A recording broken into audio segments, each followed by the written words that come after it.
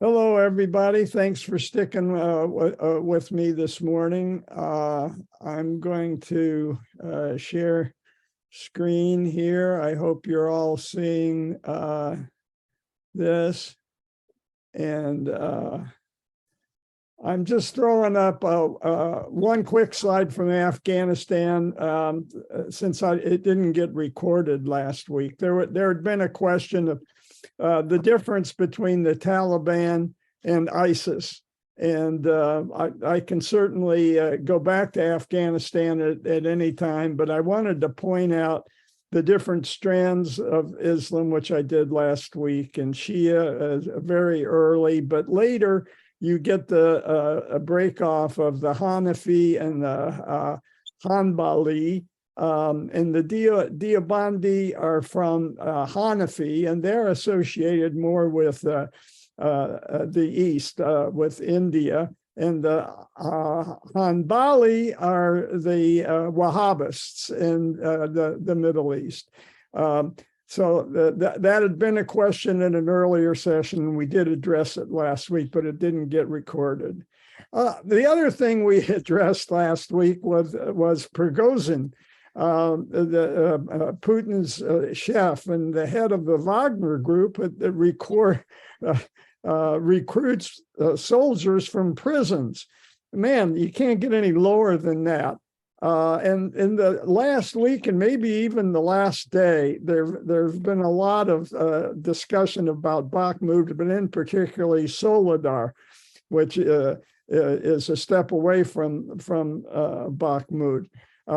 And last week we had talked about how Wagner's soldiers had been bad-mouthing the head of the Russian Defense Force, Gerasimov, calling him a faggot. Well, the very next day after we talked about it, Putin promoted Gerasimov to now head the operation in the Ukraine, to add that to his portfolio, and he fired Surovikin, who had been Wagner's favorite general based on his butchery in Syria. So it seemed like Putin was backing up his own military and finally putting a lid on Prigozhin, who is said to have political ambitions. But that just in the last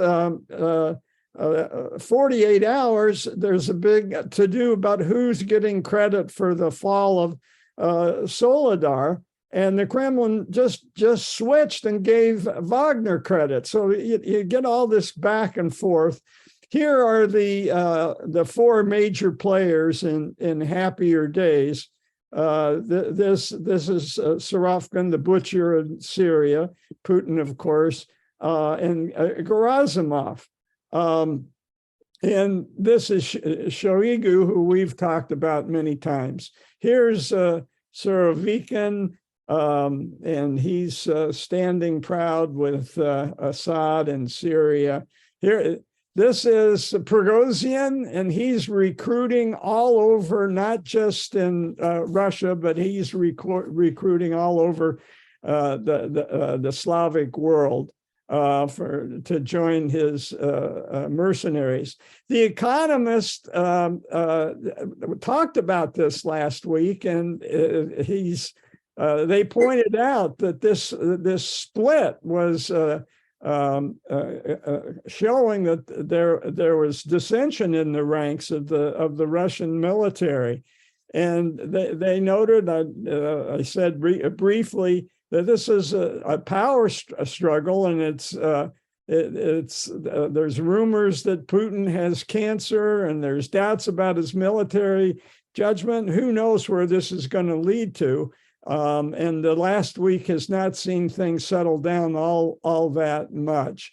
Shoigu, who's been the head of the Defense Force for 13 years, he's sending his own mercenary group, the Patriot mercenary group. Interesting guy.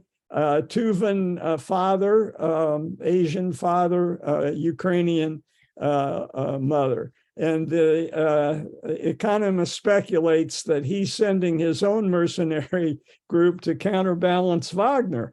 So interesting stuff going on. Shoigu has been a target himself. He's been advised that he should shoot himself by the leader of the local Chechens and the Donbass warlords. Putin sacked a lot of guys, but he hasn't sacked Shoigu. He's stuck with him. All right, so I don't know if there's anything new anybody knows in the last 24 hours about this development, but so I'll pause a second and ask if anybody has any news or thoughts or comments. Well, a question, John, have the Ukrainians acknowledged the fall of Soledar? Yeah, that's been disputed over the last 48 hours. I don't know about today. Me neither. Yeah, well, we'll be talking more about this next week. Seems the argument over credit's a little premature, maybe.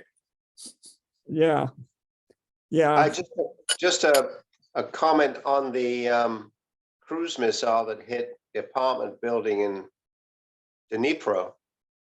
I looked up Dnipro. It's I mean, all these cities in especially eastern Ukraine, actually southern Ukraine as well, and actually all over Ukraine, they all have amazing histories of change in demographics.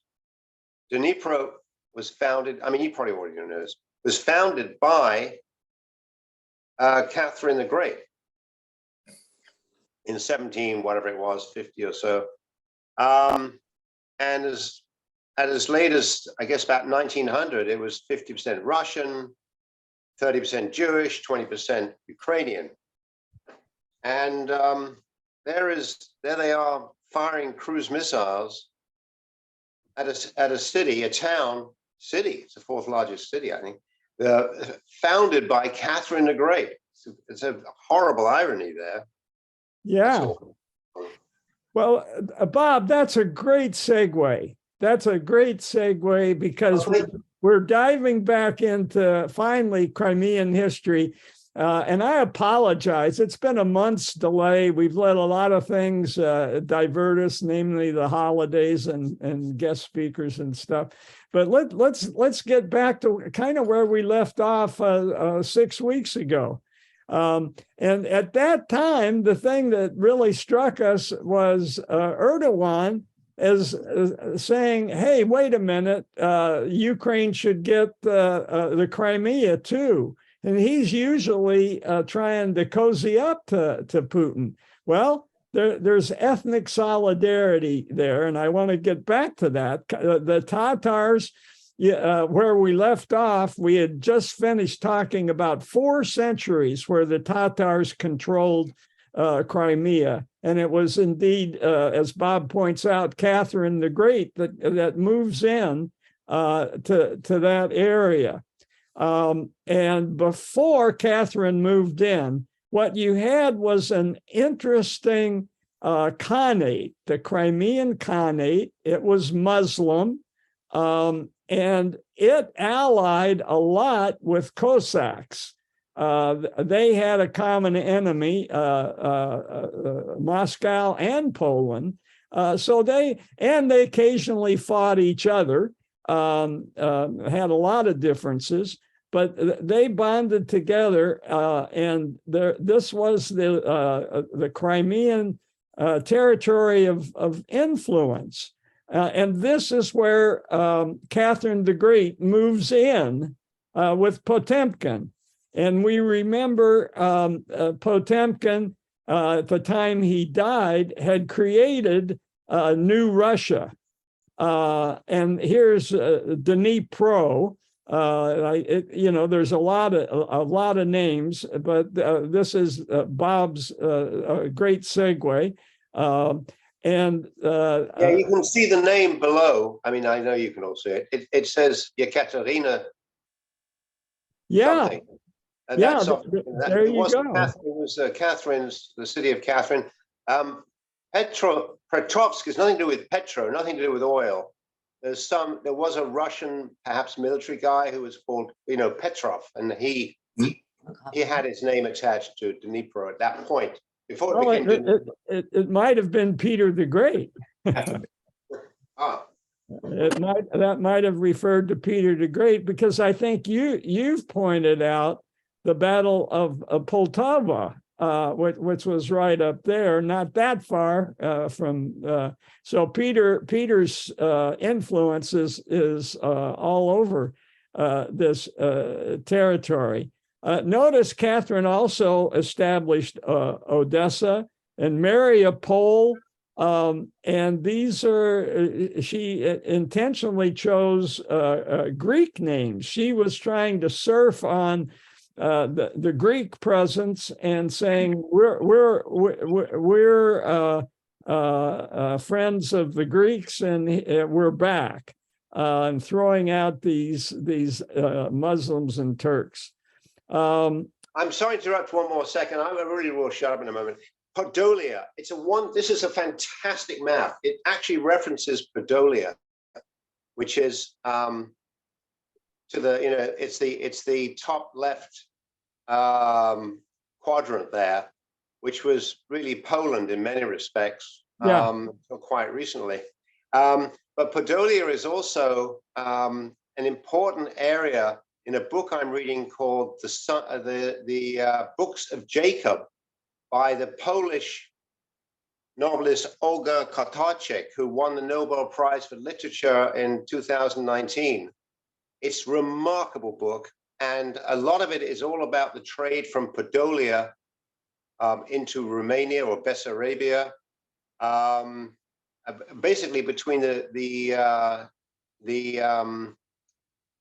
Dnieper River, Dnipro, and the Danube. Anyway, I'll shut up now. Oh yeah, well, no, this is great. I'm interested in connections, and let's wring every connection out of our presentations that we can. I welcome it. Interrupt me. You mentioned Bessarabia, and I've always scratched my head. What the hell is Bessarabia?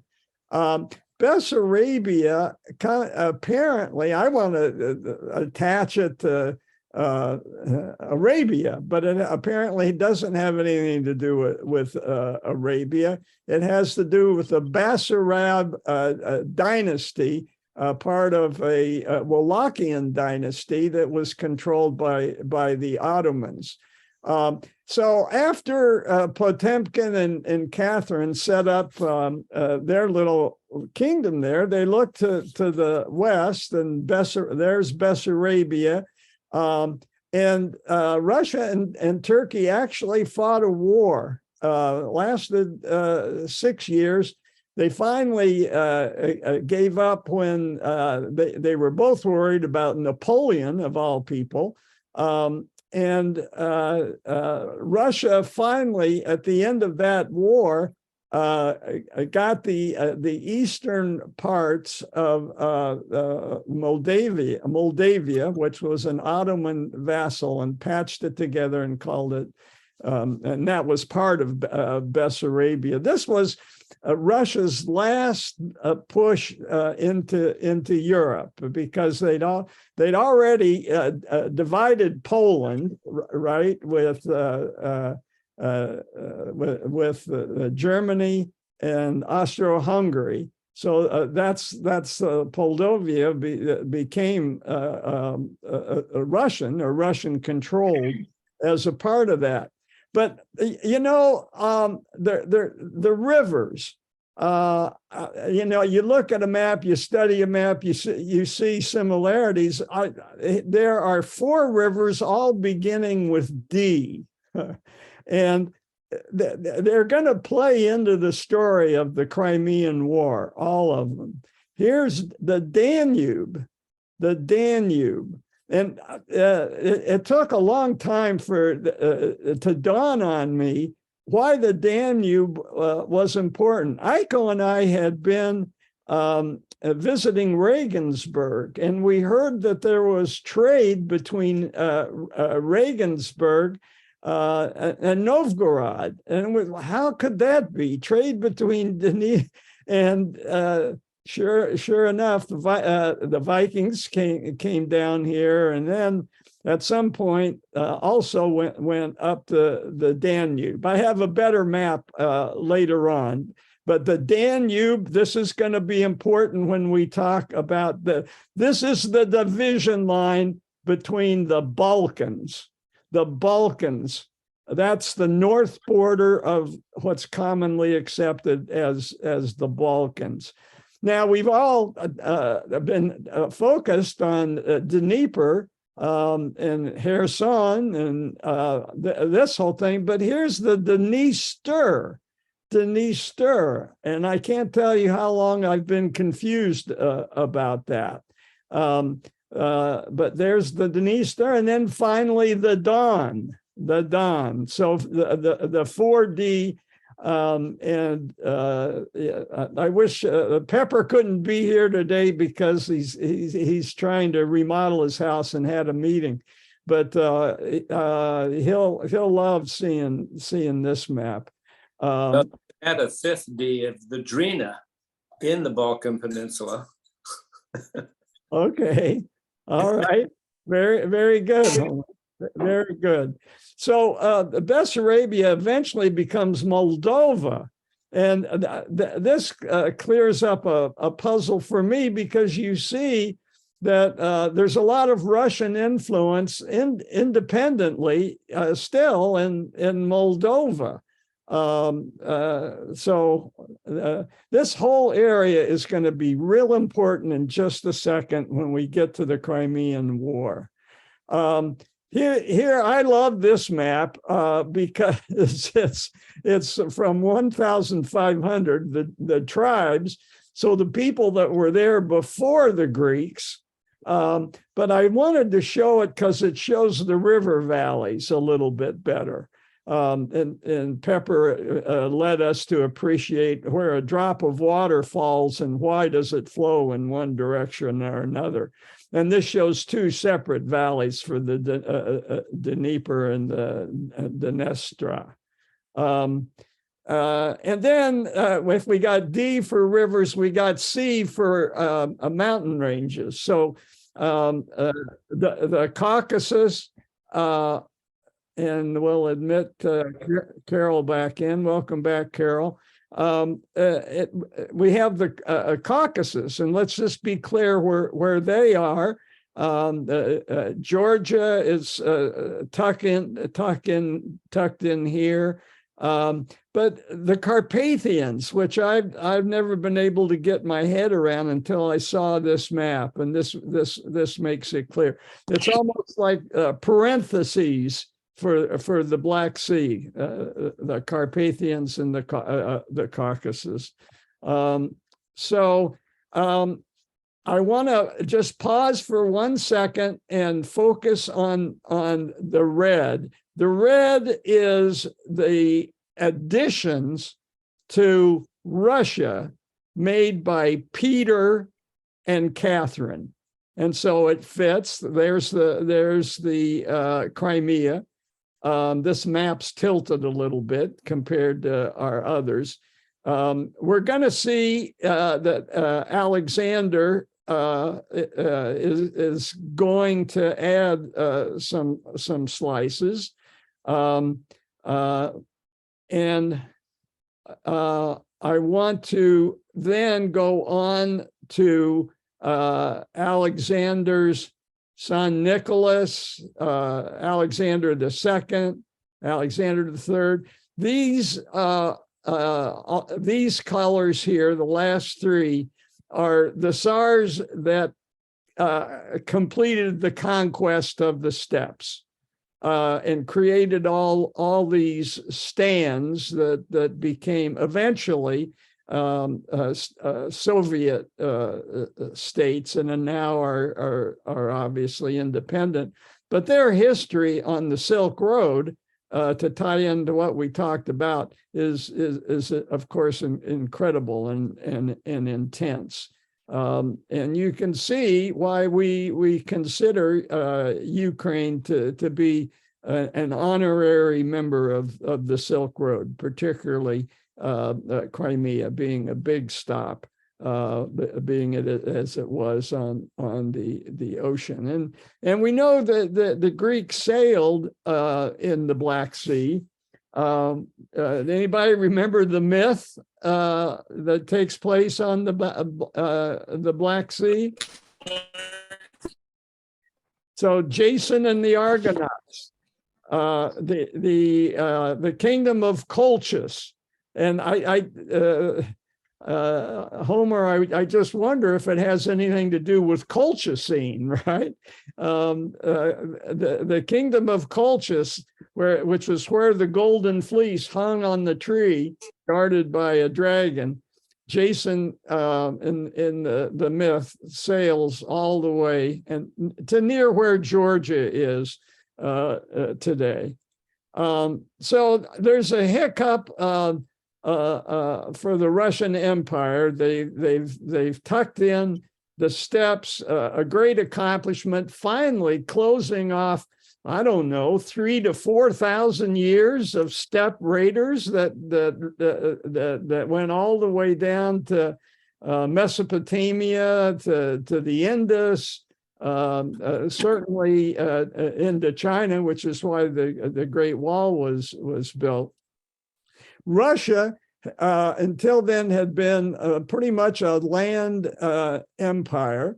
And when they took over Crimea, they only penetrated 20%. Even though a lot of Tatar leaders fled to the Ottomans, the Tatars' population was still 80% at the time of the Crimean War in 1853. But the Russians knew that they had to buff up their navy, and that little war that they had conducted with Turkey between 1806 and 1812, Turkey had closed off the Dardanelles, and Russian ships couldn't get out. So Russia knew that they had to build up their navy, and they had a model, the British. And so even before Potemkin, though, there's an episode that I want to go back and discuss, because it gives us a Russian admiral that carries with him today great significance in Putin's mind. At that time in the 1760s, they knew they wanted a warm water port, which is one reason Catherine moved into Crimea. They wanted to be able to quickly attack the Ottomans, which they could do given the currents and prevailing winds, and it would allow them to split their Ottoman enemies into half. And it would give them access to the wider sea. Up until that point, they had to exit through Archangel and very loose control in the Baltic, where they could be blocked, as they were in the Crimean War. So there was this skirmish. They won. There was religious glory, religious overtones, which will be crucial when we talk about this guy. He was deeply religious. His name is Usakov. And he won Crimea back from the Ottomans, and it was he who supervised the construction of the naval base at Sevastopol, which is still important, and is the make or break a place in the Crimea even today. And he built the docks at Kherson. So, and then Usakov in 2001, Putin's been in power for a year. He was canonized by the Orthodox Church. He was turned into a saint. And right now we have this unholy alliance between Putin and the Orthodox Church.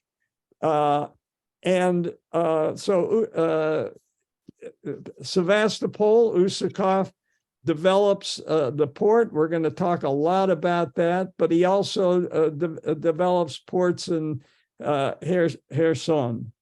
And this is a nice geographical map that just shows how mountainous this is. And I'll have some slides later on showing how mountainous this is. Yalta is over here. So you see this little break, and this is Sevastopol. And near Sevastopol is a Greek ruins. Chersonesos, something like that. Greek ruins. Here's an aerial view of the port now, and you can see how strategic it is. They have a golden gate too. And so they go back in time, and just north of here, the Russian Navy is building a port. And they say, gosh, there's a lot of nice ruins out there. Let's go and excavate those ruins. And an admiral, I'm going to say this guy, Grieg had the idea that this place would be sanctified if we could find some connection between this place and Russian history. And they came up with the baptism of Prince Vladimir himself in 988. This idea was first presented by this admiral in 1825. And they based it on the Chronicle of Saint Nestor. And they started their excavations as directed by this chief of the Black Fleet, of the Black Sea Fleet. And wouldn't you know that they found an ancient Christian church with a cruciform basilica in the middle of that market square in those ruins. And this slide needs work, but it was decided that this was where Vladimir had been baptized. And so there you go. And now today, near the site, they've built St. Vladimir's Cathedral. And when we were doing the history of the Kievan dynasty, we spent a lot of time talking about St. Vladimir in Crimea. I got a lot of slides, so I'll just be satisfied with this one slide. But then Vladimir, who up to that point had been a good Viking pagan, goes back up to Kiev and said, hey, I've been baptized. By the way, with this Orthodox Christianity, we're allowed to drink alcohol. If I had chosen Islam, we wouldn't have been able to drink alcohol. And I want everybody to be baptized. And so a bishop comes up from Constantinople and baptizes all these Slavic pagans in the Dnieper River in Kiev. Back to Usakov, he gets a promotion. In addition to, he becomes the patron saint of nuclear armed long distance bombers. I kid you not. And in 2007, Putin is pretty mad about our invasion in Iraq, among other things, and pretty upset about the Orange Revolution in Ukraine. And then there's another Rose Revolution going on in Georgia. And he announces at a press conference that there's two pillars to Russian society: Orthodox Christianity and nuclear weapons. And they come together with this guy, Usakov.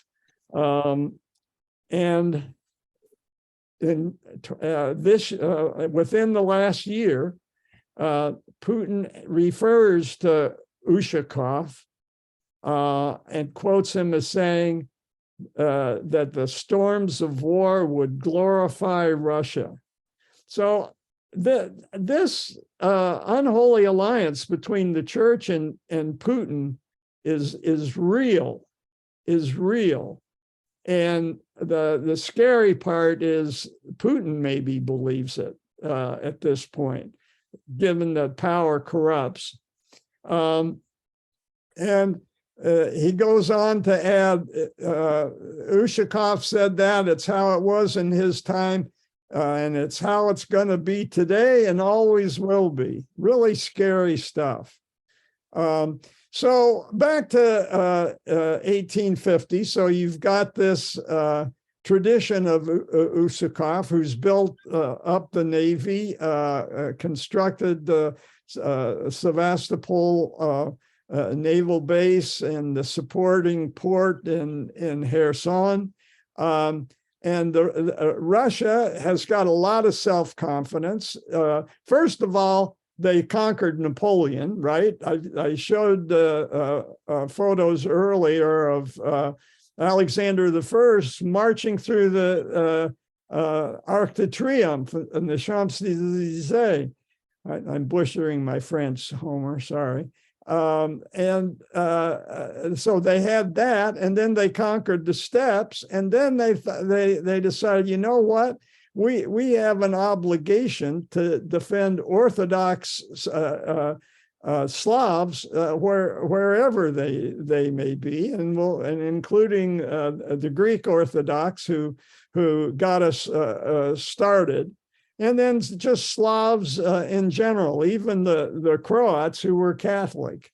So they've got ambition. And they've always considered, Russia has always referred to itself as the Third Rome. And that came from the priests after Vladimir. They say Constantinople is the second Rome. And if Constantinople ever falls to those Turks, will be the third Rome. And when in 1453, when that happened, Russia always fancied itself as the Third Rome. And so part of their brief is to defend all these people. Okay, so I said earlier I had a better map about the Danube and what goes on. So Regensburg is here, and we're visiting Regensburg, and we find out that they had trade with Novgorod. And how is that possible? The other thing we noticed when we were in Regensburg, and this is an aside that Pepper would like, is look how close the waters, the drainage of the Danube. Okay. Hello, Mike Stein. Look how close the drainage of the Danube and the Rhine River is. Well, guess what? When we were in Regensburg, they dug a canal. that connected these two bodies of water. And it was an environmental disaster because all of a sudden the cross flow of species just played havoc with those ecosystems. Homer, I remember that the first time I heard the word ecosystems was in a lecture in Cole Hall from a really old guy who was really into ecology. I don't know if you remember his name, but it was interesting. So the Balkans, as I said before, the Danube is the northern border of the Balkans, commonly accepted. And the Balkans are going to play a big role in Crimea, the Crimean War, just like the Balkans play a role in today's crisis in the Black Sea. So a couple of maps just to show the difference between 1675, where the Turks are maybe at the peak of their sphere of influence. As we said earlier, the Crimean Khanate controls the southern steppes,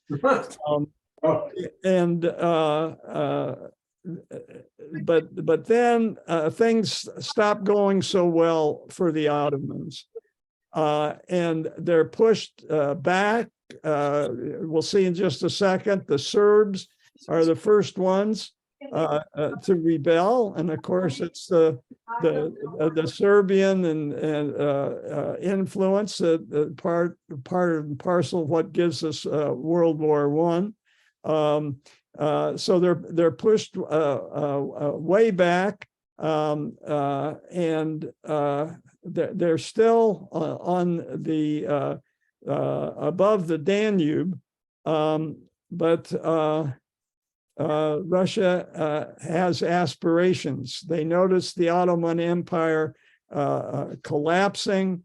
There's been these conflicts with the Muslims all along. Russia saw an opportunity, as we just said. And you think, well, everything's going to happen in the Black Sea, but actually the decisive theater is the Baltic Sea. Huh, that's interesting. The British put up a blockade, and we see that that's how in World War I, the Germans are going to lose because of the naval blockade. So here's that first Serbian uprising, and now onto the scene comes Nicholas I, and he's much more right-wing than Alexander, a true war hero. But Nicholas I really piggybacks on the achievements of Alexander I and becomes much more nationalistic, much more Slavic pride. And surprise, surprise, Nicholas I is one of Putin's heroes. So he has 4 statues nearby him, and one of them is Nicholas I, the Tsar I'd hardly ever heard of. So the Crimean War, the Russians call it the Eastern War. Britain calls it the Russian War. Nicholas I said, is right wing. He's very suppressive. The secret police are ramped up again, as they were with Ivan the Terrible. And one of the causes that he picks up on is the Holy Land. The Holy Land, what's that got to do with anything? Well, the Roman Catholic Church had been given authority to protect Christian sites in the Holy Land, but there were no Catholics there anymore. So Nicholas decided this was the time to replay the third Rome card and said, we'll take over guarding Christian sites in Jerusalem. And Orthodox and Catholic priests actually start fighting in these churches. Nicholas thinks that this issue warrants to be on the agenda when he visits Britain, and they discuss this is an important deal 150 years ago. So we have some Francophiles here. So let's introduce another player in the Crimean War, perhaps a major player, as you'll see. The first president, we'll start with Louis Napoleon when he becomes the president of France. He'd been involved in coup attempts before and been arrested, but he finally persists. He's Napoleon's nephew, and riding on his father, on his uncle's name, he becomes the first president. And in 1848, King Louis Philippe abdicates. This is the great revolutions that are sweeping Europe in 1848, influencing everything that's going on there. When Louis Philippe abdicates, he hops in, becomes a president. But in 1851, he does a self-coup. Now, we're hearing about self-coups today. That's apparently what happened and tried to happen in Peru, right? A self-coup. But he goes from becoming just merely president to declaring himself emperor, like his uncle. And in 1852, under his leadership, France seizes control of the holy places, which is no small thing in those days. So I'm just checking on my time here. And so Nicholas tries one last time to talk to the British that, hey, we've got a sick man on our hands. Let's make some arrangements for dealing with the sick man, dividing the spoils. He then tries to negotiate with Istanbul itself. Both those efforts fail, and he takes the Russian forces from Bessarabia, which we've talked about, and occupies Wallachia and Moldova, places that I only had a fuzzy idea where they were, but now we're going to look at some maps that are going to make it really concrete. And so here's Wallachia, and it's just north of the Balkans. Here's the Danube, and here's Moldavia, north of Wallachia. Here's Bessarabia, and as we look at what's going on in Crimea now, it's relevant. Here's Odessa.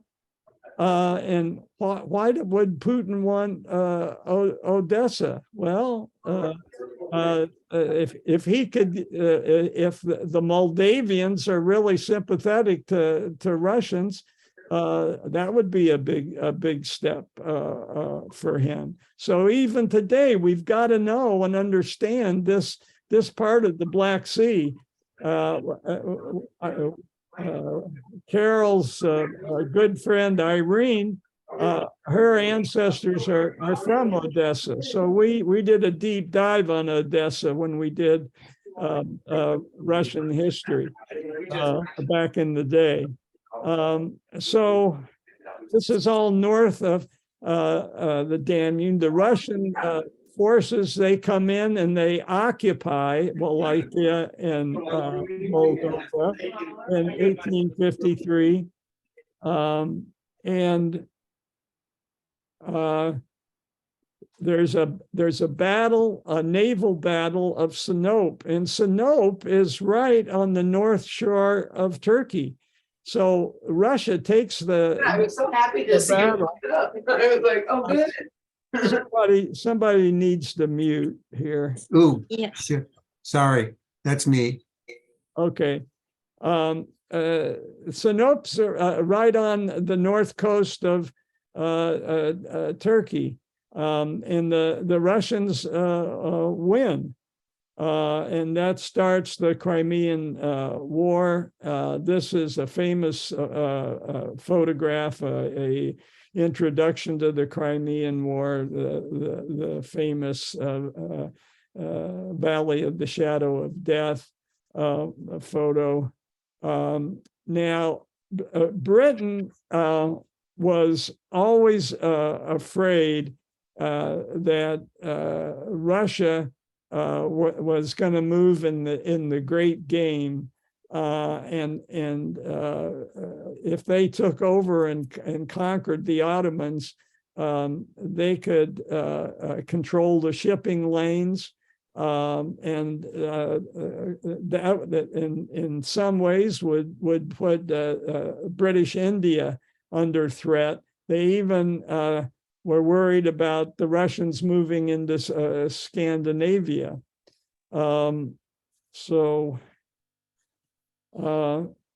Interesting news correspondent in those days. He wrote for the New York Herald. He was a columnist for the New York Herald Tribune, Karl Marx.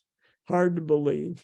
But Ramsey, when we did a deep dive on Marx for his 200th birthday, we discovered all kinds of interesting things about him. And he saw the Crimean War as being a noble conflict where democratic ideals were pitted against Russian absolutism. Does that sound familiar? That's where we are today. And Marx points out that the democratic ideal started with a great movement in 1789, the year our Constitution was born. Thank you, Alexander Hamilton. Marx thought at least the Ottoman Empire was a buffer against the expansionism of the Tsar. Just like we think that Ukraine is a buffer, or maybe we used to think that. I don't know if buffer is in the vocabulary anymore. Okay, so I said the Baltic Sea would be where the battle was won.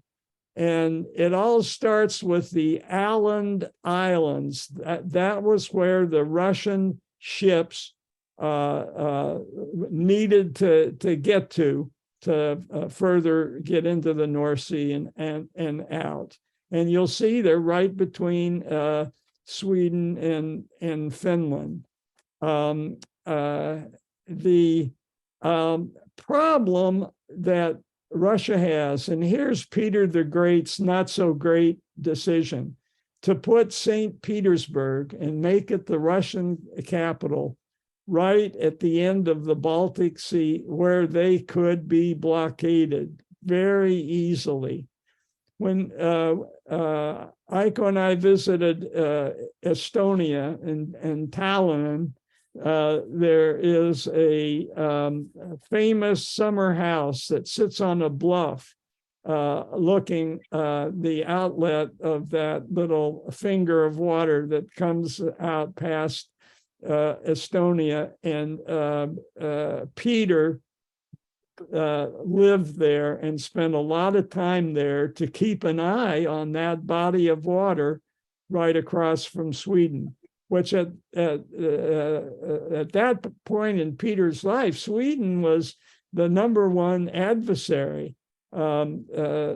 Bob emphasized Moldova a few months back. That battle between Peter and the Swedish king Charles. And that was the famous battle where the Cossacks split and one faction switched sides, which led Putin to say at one point in his history that the Cossacks, we welcome them, but they could sometimes be fickle, something to that effect. And so the Baltic Sea is where the battle is won. It's going to be bloody. There's going to be a lot of people that are going to die in the Black Sea. But this was determinative, as it was in World War I, as it was in World War I. But most of the soldiers are going to die in the Balkans. And here's all the movements. We don't need to go into detail, but you could go and look it up on Wikipedia if you want all the details. I'm going to kind of skip to the chase. At least I'm going to have to stop here in a couple of minutes. So we'll make Sevastopol our destination and a logical place to stop. We got started 5 minutes late, so more with all of my technical problems. But there's some things about the Crimean War that are just really interesting. When the Austrian Empire decides to fight on the sides of the Ottomans, that should have ended everything. The Russians could have been negotiated with and say, oh boy, we're outnumbered, forget it. But it's asserted that the British public opinion, ginned up by warmongering newspapers, rejected any kind of negotiation. We hear this a similar thought today, don't we? What's influencing the British press? The photograph, news photography is introduced just right about this time, and it captures the imagination of the British public, much like our satellite photos of Ukraine do now, I suppose. Also, it was then as much a media war as anything else, and it kind of egged on the British leadership, and is one explanation for why the war went on as long as it did. Nicholas quipped, the Times of London covers the war so thoroughly we don't need any spies. But that helped fuel the popular first enthusiasm for the war, and then eventually that switched to discontent and helped to end the war. For Shigeko, I want to include Florence Nightingale, and this is where we'll stop. She pioneered modern nursing, but she never went to the Crimea. She went to Istanbul, a neighborhood in Asian part of Istanbul, and Scutari, and that's where she set up the hospital. Scutari was where the ships of wounded came in to Istanbul, and where she received them. But here's the interesting thing, and I think this would appeal to Homer as much as it appeals to me. She was a statistical genius and introduced the presenting the data in graphical form where it was easy to make conclusions and take action. It's something called the polar area diagram, or what we call a circular histogram. And this could clearly show by date how the ratio between non-battle deaths versus battle deaths changed. Just a brilliant use of spatial arrangements to get across complex ideas. This is her original. The last one was a modern update, which was a little bit easier to read. But if you had the original in a magnifying glass, you could figure out what she was trying to say. And it's not so much battle, it's non-battle, and maybe hygiene has something to do with it. Okay, here's I'll throw out a question. Why was she named Florence? Italian? Huh? Born in- She was born in Florence. Very good, very good. You get a gold star. Where did she go to nursing school? This is a trick question. There were no nursing schools. In fact, nurses were ridiculed as Dickens did with an untrained, incompetent nurse.